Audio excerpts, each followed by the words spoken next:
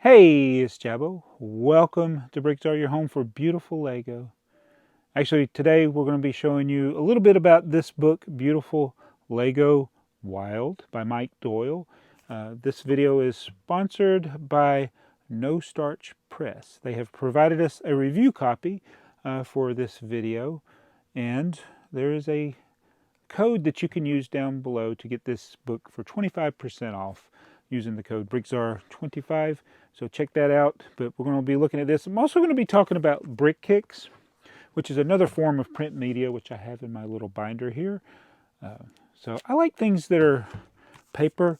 This book actually takes a lot of different designs that people have made, and it has it in beautiful pictures. I'll give you an overview of that. But sometimes I just like to hold things like this instead of looking at them on Flickr or on a video or on Instagram, even though I use all of those things. I don't use Flickr, but this is a nice book that shows some very awesome creations that people made, and probably some people that you might even know. So let's show you this, and then we're going to talk about BrickKicks as well.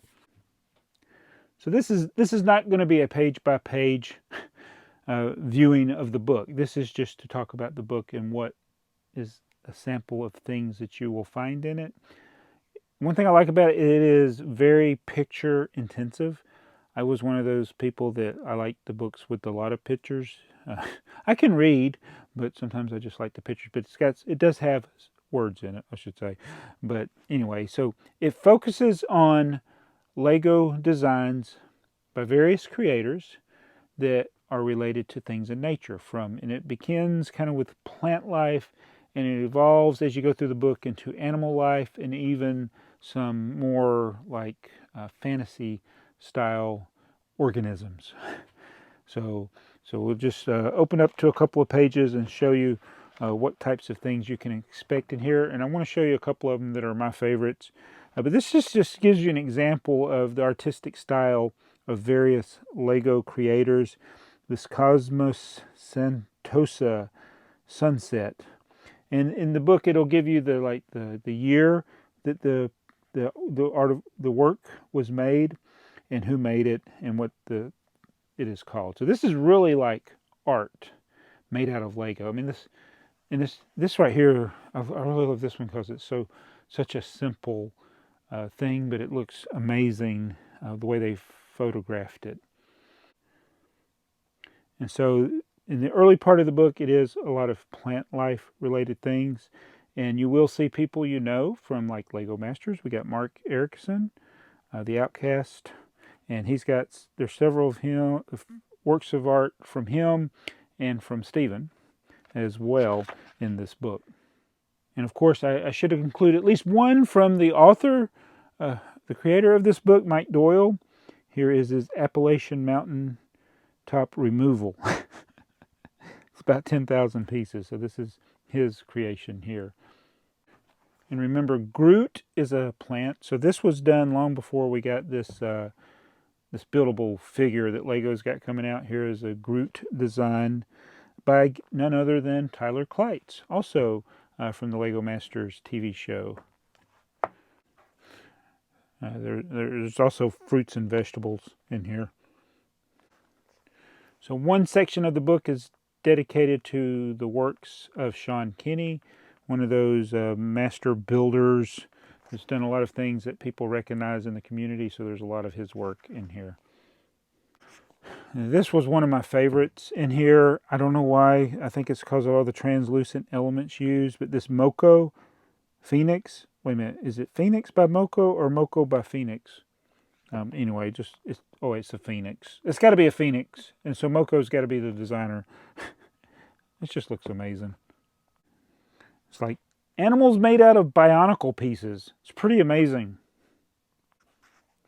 And it always amazes me how they can make a character out of things like bionicle pieces, and it just like, I don't know how they do it. So this Rafika here by Vlad Leeson, it's just like, yeah, that's obviously Rafika, but yeah, it's just really good. And one of the simplest things in here was one of my favorites. It's this Far Side cartoon, the bears. Like, okay, so it's like looking through the sights of a gun, and he's like, "No, shoot him."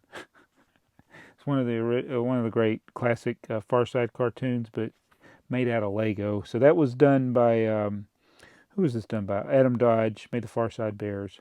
So this is what this book has. So it's got a lot of. I mean, that was just the tip of the iceberg. There's so many pictures and animals, and it's again things from nature, animals, plants, and it is indeed beautiful Lego wild. So if you want to get the book, there will be a code in the description below.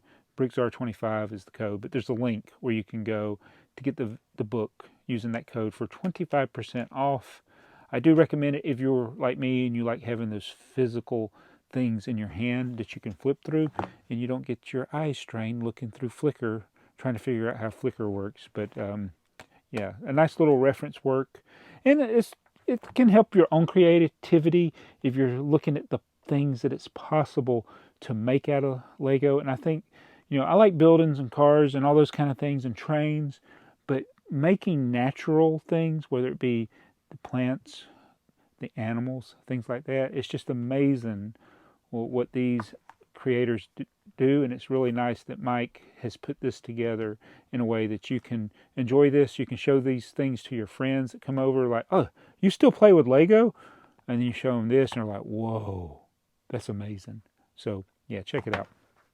All right, so to finish up here, I wanted to talk about brick kicks. So I have featured some of these in previous videos, and one of the things I did want to do, and I never did, was go through all of the brick kicks and show them to you, since these are all out of print and they're from 30 plus years ago, a lot of them. I do have all of these magazines, all the brick kicks, and then it transitioned into the Lego Mania and other names for the Lego Club magazine. So if you want me to do more with these, just let me know in the comments below. I probably should do it in a order where I go right through from beginning to end. I think I started with like the first year and then I stopped. But it's always neat to see the things that people were doing back then. And these magazines are very small. There's not much to them. I think they're about 8 pages. But we're going to go to one from 1992. Let me get it. I think it's got pirates on the cover. Let's see. Yeah, this one. It's got these pirates. Shiver Me Timbers, Legoland Pirates. So one of the things that a lot of these had, I don't know if every one of them had, but they would have how to build something. And I was thinking, I definitely want to build this parrot. So the classic Lego parrot in big brick built form. So it's got the step-by-step. Well, it's not really. It's 6 steps. So you still got to kind of figure things out. But I think it's pretty neat to be able to build something like this. So not that I don't have a lot of other things that I'm working on, but I think this would be really cool to build. So again, the magazine Brick Kicks, not a lot to it. So you usually have like one theme and it have a short article about it. So let's open it up. So we see pirates on the cover, Legoland Pirates. So this is in the early days of Lego Pirates. Oh, it looks like this is related to one of the Legoland parks, and some of the, I imagine all this stuff is gone now. All these different things at the Legoland park. If anybody could tell me if any of this stuff still exists. I mean, this is 1992, so all this stuff is 30 years old now. It would be gone, I would think. I think it'd probably be replaced by now. And there's, is that Jack? Not Zach, that is Jack, the Lego Maniac.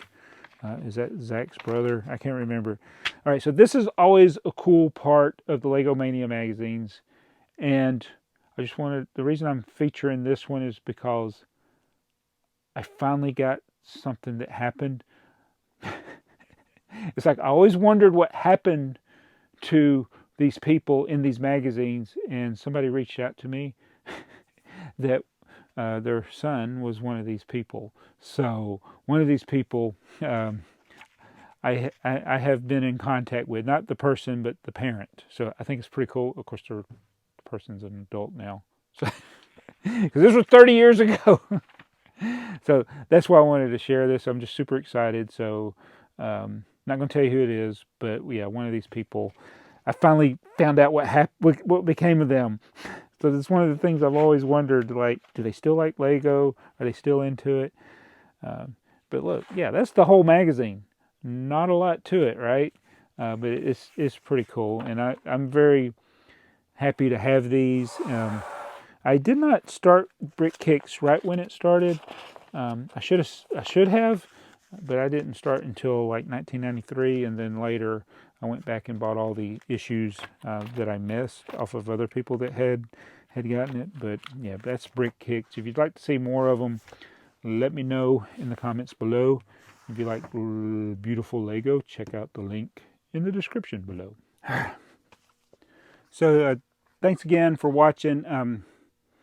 I really do like print media. I love Lego. I mean, I use YouTube. Obviously, I'm a YouTuber. I make YouTube videos. But I really hope that things like books and physical bricks don't go away. I don't want these things to be replaced with digital. Digital and online sharing sites, those all have their place. I use them just like you do. Because if you're watching me, you're using social media. But I just love the physical thing. Oh, those are Thomas the Tank Engine. That's not Lego.